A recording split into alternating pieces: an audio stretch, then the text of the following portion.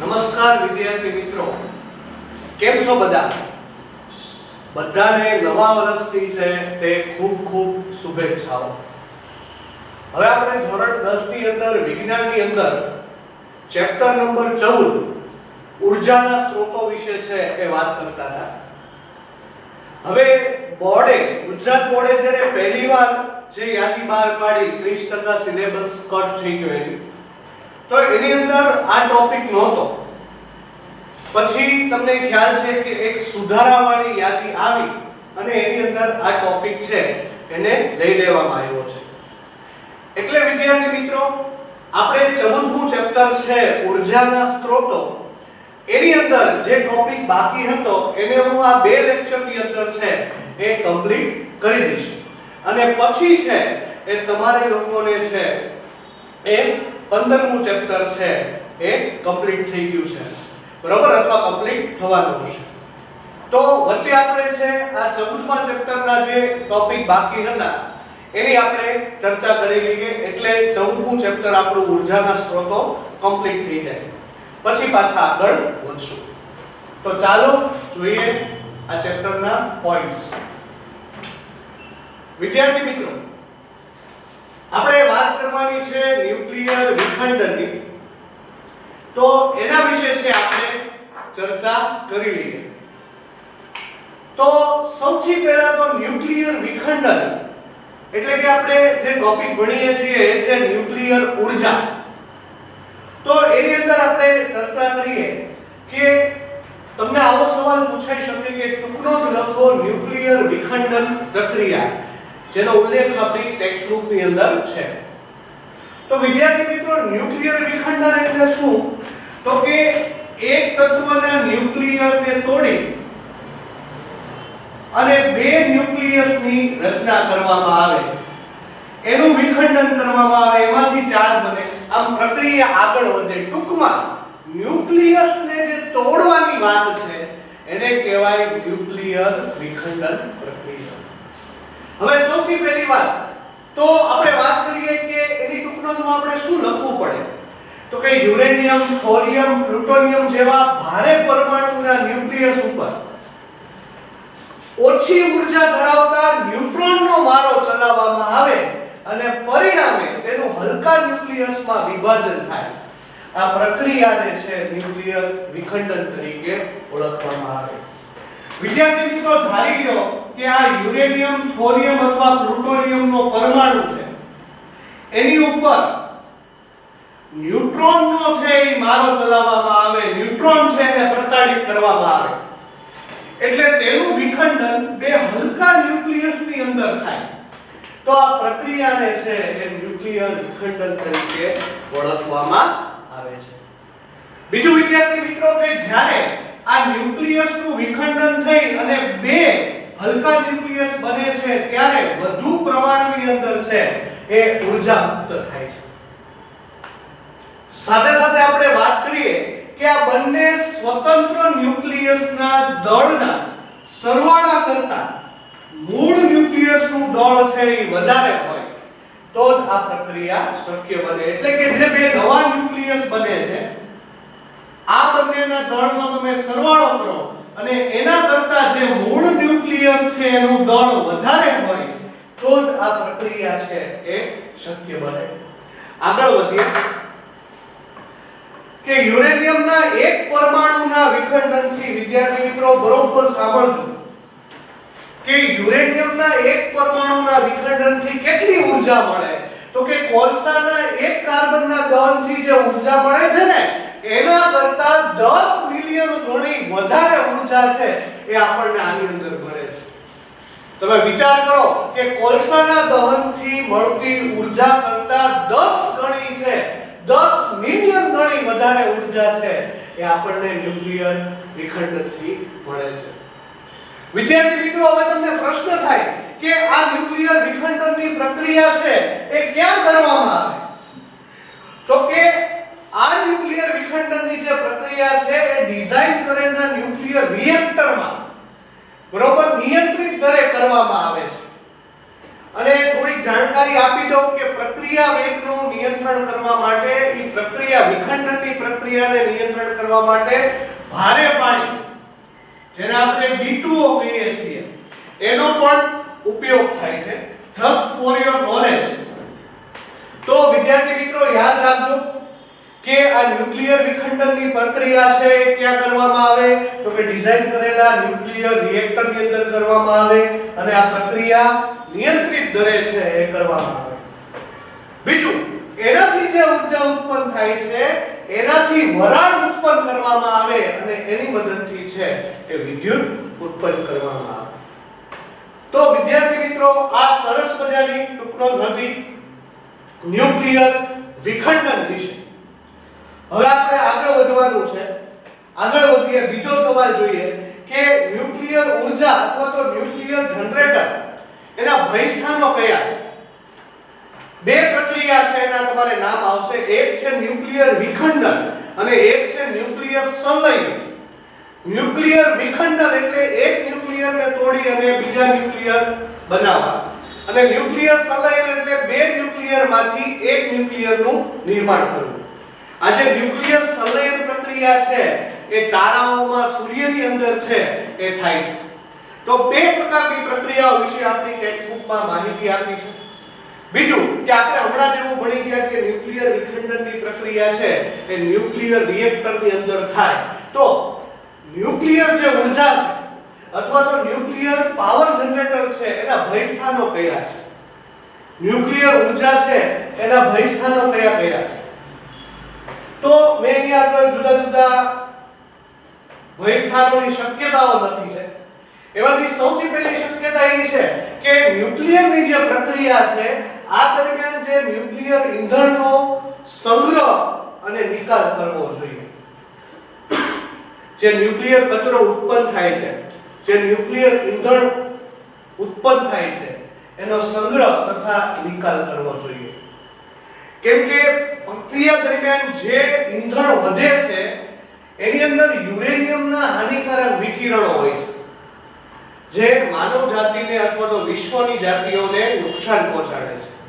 એટલે વિદ્યાર્થી મિત્રો યાદ રાખજો કે ન્યુક્લિયર ઊર્જામાં ન્યુક્લિયર ઈંધણ જે છે એનો સંગ્રહ તથા નિકાલ કરવો એ એક સમસ્યા છે.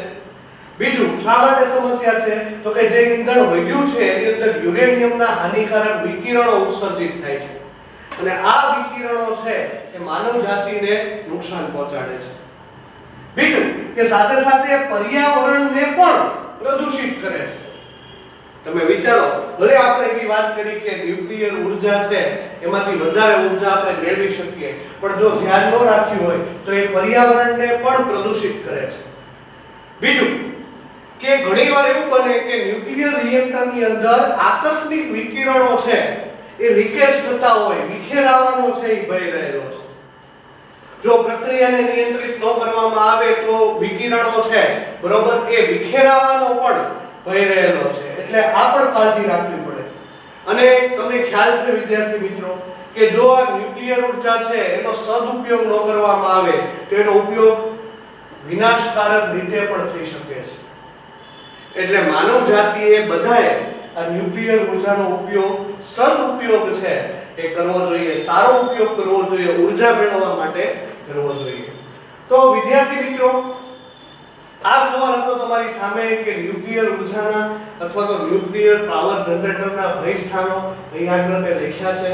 વ્યવસ્થિત તમારી બુકની અંદર છે એને નોટ ડાઉન કરજો. આગળ વધીએ બીજા પેજ તરફ. હવે આપણને આપી છે પ્રવૃત્તિ 14.7. હવે વિદ્યાર્થી મિત્રો તમારે કઈ પ્રવૃત્તિ કરવા નથી જવાની પણ એ પ્રવૃત્તિમાંથી છે જુદા જુદા પ્રશ્નો છે પૂછેલા છે એના મેં અહીં આગળ આન્સર લખ્યા છે. તો જોઈએ પ્રવૃત્તિ 14.7 ની અંદર છે એ શું છે. સૌથી પહેલો પ્રશ્ન તમને આવો પૂછ્યો છે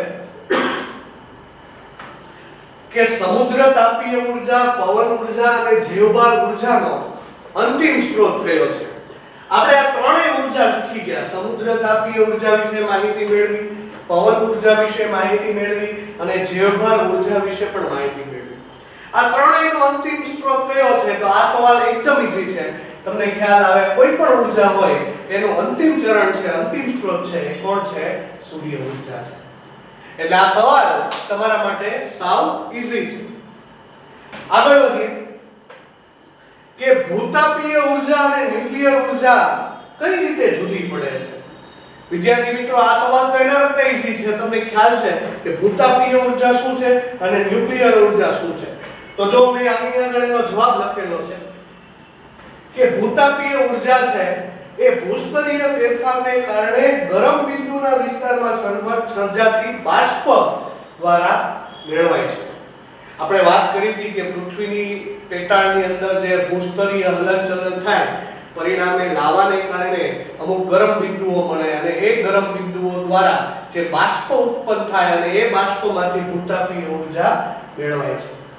તો ન્યુક્લિયર ઉર્જા કઈ રીતે મેળવાય છે? તો કે હમણાં જ આપણે ભણ્યા કે ન્યુક્લિયર ઉર્જા છે ન્યુક્લિયર વિખંડન પ્રક્રિયાથી અથવા તો ન્યુક્લિયર સંલયન પ્રક્રિયામાંથી મેળવાય છે.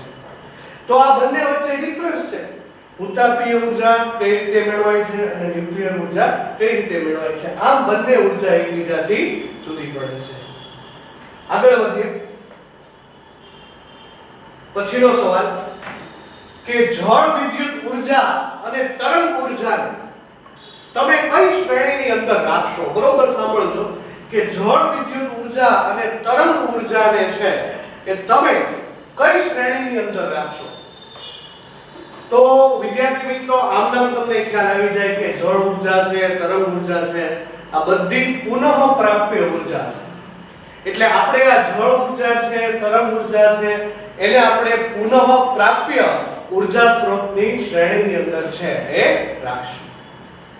તો વિદ્યાર્થી મિત્રો, અહીંયા આગળ છે આપણી પ્રવૃત્તિ છે એ કમ્પ્લીટ થઈ ગઈ. પ્રવૃત્તિ નંબર 14.7. હવે થોડા નાના ઇન્ટેક્સના સવાલ જવાબ આપેલા છે એના ઉપર છે આપણે નજર કરીએ અને બહુ મસ્ત રીતે છે તમને ઇન્ટેક્સના સવાલ જવાબ આપ્યા છે. ભણવાની મજા આવે એવી રીતે આપ્યા છે. ખરેખર તો ઇન્ટેક્સના સવાલ જવાબ તમારે કરવા જોઈએ, પણ સાથે સાથે હું તમને આ સવાલ વ્યવસ્થિત લખી અને તમને આપું છું એટલે વ્યવસ્થિત એને નોટ ડાઉન કરજો. સૌથી પહેલો સવાલ છે કે સૌર કુકર માટે કયો અરીસો વધારે યોગ્ય છે અને સાથી? હવે વિદ્યાર્થી મિત્રો, તમને ખ્યાલ છે અરીસા ત્રણ પ્રકારના હોય: અંતર્ગોળ અરીસો, બહિર્ગોળ અરીસો અને સમતલ અરીસો. સૌર કુકર માટે એટલે કે સૂર્ય કુકર માટે કયો અરીસો છે એ વધારે યોગ્ય છે અને સાથી? તો વિદ્યાર્થી મિત્રો, તમને આમનામ ખબર પડી જાય કે સૌર કુકર માટે અંતર્ગોળ અરીસો છે એ વધારે યોગ્ય છે. કારણ કે અંતર્ગોળ અરીસો વધુ પ્રમાણમાં સૂર્યના કિરણો છે એને કેન્દ્રિત કરી શકે છે. તો વિદ્યાર્થી મિત્રો, યાદ રાખજો કે સૌર કુકર માટે અંતર્ગોળ અરીસો વધારે યોગ્ય છે કારણ કે તે વધુ પ્રમાણમાં સૂર્યના કિરણોને કેન્દ્રિત કરી શકે છે. બીજો સવાલ જોઈએ કે મહાસાગરમાંથી પ્રાપ્ત થતી ઉર્જાની મર્યાદાઓ કઈ કઈ છે?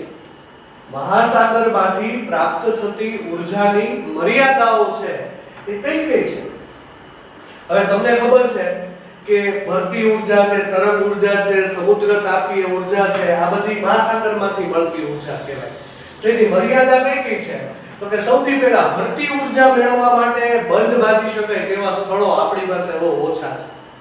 દરેક જગ્યાએ બંધ ન બાંધી શકાય. તમે જો તો પહેલો જ મુદ્દામાં મેં આપણે કીધું કે ભરતી ઉર્જા માટે બંધ બાંધી શકાય તેવા સ્થળો ઓછા છે.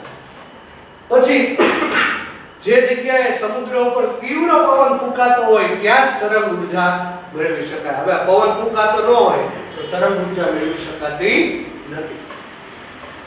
ત્રીજું છે વૈશ્વિક રીતે સમુદ્ર તાપીય ઉર્જાનો ઉપયોગ મુશ્કેલ છે. આપણે સમુદ્ર તાપીય ઉર્જા ભણ્યા ત્યારે મેં તમને વાત કરી હતી, ભલે આપણે એક ઉર્જાના સ્વરૂપ વિશે ભણીએ છીએ પણ એનો કાર્યક્ષમ વૈશ્વિક ઉપયોગ કઈ રીતે કરવો એ હજી પ્રશ્ન છે. તો વિદ્યાર્થી મિત્રો, આ ત્રણ એની મર્યાદા છે. વ્યવસ્થિત રીતે એને તૈયાર કરજો. આગળ વધીએ. ન્યુક્લિયર ઉર્જાના છે એ ફાયદા જણાવો. ન્યુક્લિયર ઉર્જા જે આજના લેક્ચરની અંદર આપણે શીખ્યા કે ન્યુક્લિયર ઉર્જાના ફાયદા શું છે? તો કે સૌથી પહેલો ફાયદો એ છે કે અન્ય પરંપરાગત સ્ત્રોતની સાપેક્ષે ઘણી વધારે ઉર્જા મળે છે. આપણે અત્યાર સુધી ઊર્જાના જેટલા સ્ત્રોતો જોયા એ બધા સ્ત્રોત કરતા ન્યુક્લિયર ઊર્જા છે એમાં વધારે ઊર્જા મળે છે. આપણે એક મૂલ્ય પણ જોયું કે યુરેનિયમના એક પરમાણુના વિખંડનથી કોલસાના દહન કરતા આપણે હમણાં જ વાત કરી હતી કે કોલસાના દહન કરતા 10 મિલિયન ગણી વધારે ઊર્જા છે એ ન્યુક્લિયર વિખંડન દરમિયાન મળે છે. બીજું કે જળ વિદ્યુત પ્લાન્ટ, થર્મલ પ્લાન્ટ આ બધામાં જગ્યા જોઈએ. જ્યારે આપણે ન્યુક્લિયર રિએક્ટર છે એ સ્થાપવું હોય તો જળ વિદ્યુત પ્લાન્ટ, થર્મલ પાવર પ્લાન્ટ કરતા ઓછી જગ્યા જોઈએ અને એમાં ન્યુક્લિયર ઊર્જા મેળવી શકીએ. એટલે કે ઓછી જગ્યાની અંદર ન્યુક્લિયર ઊર્જા મેળવી શકાય છે. તો વિદ્યાર્થી મિત્રો આ બે ફાયદા છે. એક તો ઘણી વધારે ઊર્જા મળે છે અને બીજું કે જળ વિદ્યુત પ્લાન્ટ, થર્મલ પાવર પ્લાન્ટ કરતા ઓછી જગ્યાની અંદર આ ઊર્જા મેળવી શકાય છે. છેલ્લો સવાલ સાવ નાનો એવો વન લાઇનર, એક જ નાનો એવો સવાલ છે. ઓકે, સવાલ આવો છે કે ભૂતાપીય ઊર્જા શું છે? બરોબર સાંભળજો, ભૂતાપીય ઊર્જા શું છે? તો વિદ્યાર્થી મિત્રો તમને ખ્યાલ છે કે ભૂસ્તરીય ફેરફારને કારણે ગરમ બિંદુની આસપાસ જે બાષ્પ સ્વરૂપે ઊર્જા રહેલી છે એને ભૂતાપીય ઊર્જા તરીકે ઓળખવામાં આવે છે. તો વિદ્યાર્થી મિત્રો આ એક માર્કની વ્યાખ્યા યાદ રાખજો. ફરીવાર બોલું છું કે ભૂસ્તરીય ફેરફારને કારણે ગરમ બિંદુના વિસ્તારમાં બાષ્પ સ્વરૂપે જે ઊર્જા સંગ્રહાયેલી છે તેને ભૂતાપીય ઊર્જા તરીકે ઓળખવામાં આવે છે. તો વિદ્યાર્થી મિત્રો આજના લેક્ચરમાં આપણે અહીં સુધી રાખીએ. હવે પછી એક ટોપિક આપણે આ ચેપ્ટરમાં બાકી રહેશે, એની ચર્ચા આપણે નેક્સ્ટ લેક્ચરમાં કરશું. Thank you.